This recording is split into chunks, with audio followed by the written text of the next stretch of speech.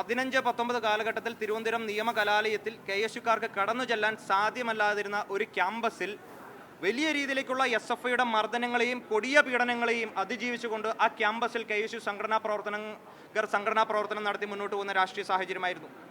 അന്ന് ഞങ്ങളുടെ എതിർദിശയിൽ നിന്നുകൊണ്ട് വലിയ രീതിയിലേക്കുള്ള അക്രമങ്ങൾക്ക് നേതൃത്വം കൊടുത്ത ഒരു കൂട്ടത്തിൻ്റെ ഭാഗമായിട്ടുള്ള ഒരു വ്യക്തി UDF ഭരിക്കുന്ന ഈ കാലഘട്ടത്തെ ഗവൺമെൻറ് ലീഡറായി കടന്നു വരുമ്പോൾ എൻ്റെ പ്രവർത്തകർ KSU യൂണിറ്റ് കമ്മിറ്റിയുടെ പ്രതിനിധികൾ ഉയർത്തുന്ന വികാരത്തോട് ചേർന്ന് നിൽക്കുക എന്നതാണ് എൻ്റെ രാഷ്ട്രീയം, ഞാൻ പഠിച്ച രാഷ്ട്രീയം.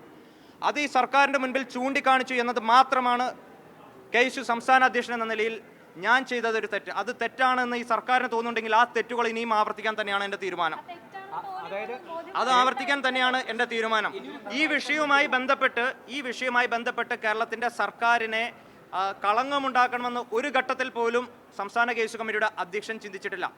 കാരണം ഈ സർക്കാർ നല്ല രീതിയിൽ പെർഫോം ചെയ്യേണ്ടുന്ന ഒരു സർക്കാരാണെന്നുള്ള കൃത്യമായിട്ടുള്ള ബോധ്യം എനിക്കുണ്ട്. എൻ്റെ കൂടി സർക്കാരാണിത്, അല്ലെങ്കിൽ ഈ നാട്ടിലെ സാധാരണക്കാരായിട്ടുള്ള ആളുകളുടെ സർക്കാരാണ് ഈ സർക്കാർ.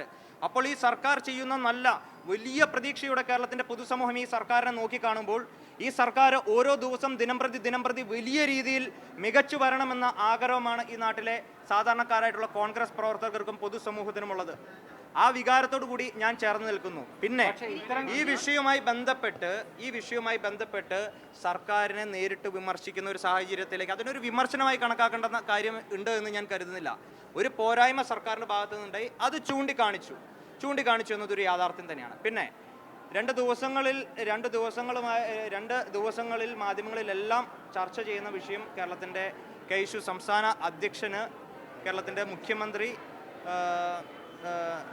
അപ്പോയിൻമെൻറ്റ് നൽകിയില്ല എന്നുള്ളൊരു കാര്യമാണ്. അപ്പോൾ ഈ വിഷയവുമായിട്ട് ബന്ധപ്പെട്ട് ഞാൻ മുഖ്യമന്ത്രിയുടെ ഓഫീസിനെ ബന്ധപ്പെട്ടിരുന്നു.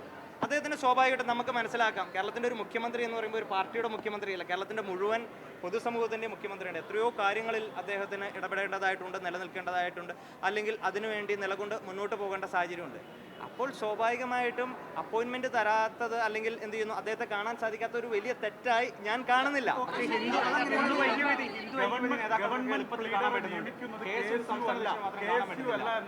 മുഖ്യമന്ത്രി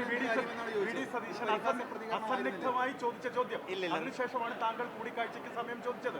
ആ സമയം നൽകിയില്ല. ഇന്ന് നിങ്ങൾ ഒരേ പരിപാടിയിൽ പങ്കെടുക്കുന്നു, നിങ്ങളുടെ അടുത്ത് ഒരാളിന്റെ അടുത്ത് നിന്ന് നിങ്ങൾ കാണുന്നുണ്ട്, പക്ഷെ മുഖത്തേക്ക് നോക്കാൻ മുഖ്യമന്ത്രി തയ്യാറാകുന്നില്ല.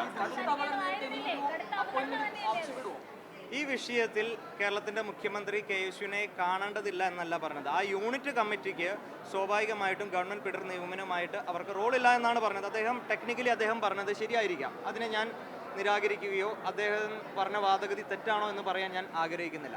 പക്ഷേ ആ യൂണിറ്റ് കമ്മിറ്റിയിലെ വിദ്യാർത്ഥികളുടെ വൈകാരികതയോടൊപ്പം നമ്മൾ ചേർന്ന് നിൽക്കുന്നു. അത് മുഖ്യമന്ത്രി ആ തരത്തിൽ, ഞാൻ കഴിഞ്ഞ ദിവസം മാധ്യമങ്ങളെ കണ്ടപ്പോഴും ഞാൻ പറഞ്ഞിരുന്നു, മുഖ്യമന്ത്രി അല്പം കൂടി ജാഗ്രത ആ ഒരു വിഷയത്തിൽ പുലർത്തേണ്ടിയിരുന്നു. അതെൻ്റെ ഒരു അഭിപ്രായം, സംസ്ഥാന KSU കമ്മിറ്റിയുടെ അധ്യക്ഷൻ എന്ന നിലയിൽ എൻ്റെ ഒരു അഭിപ്രായം ഞാൻ പറഞ്ഞതാണ്. പിന്നെ ഇത് ഹിന്ദു ഐക്യവേദിയുടെ ആളുകൾക്ക് അപ്പോയിൻമെന്റ് കൊടുക്കുന്ന വിഷയമായിട്ട് കൂട്ടിക്കെട്ടേണ്ട യാതൊരു കാര്യവുമില്ല.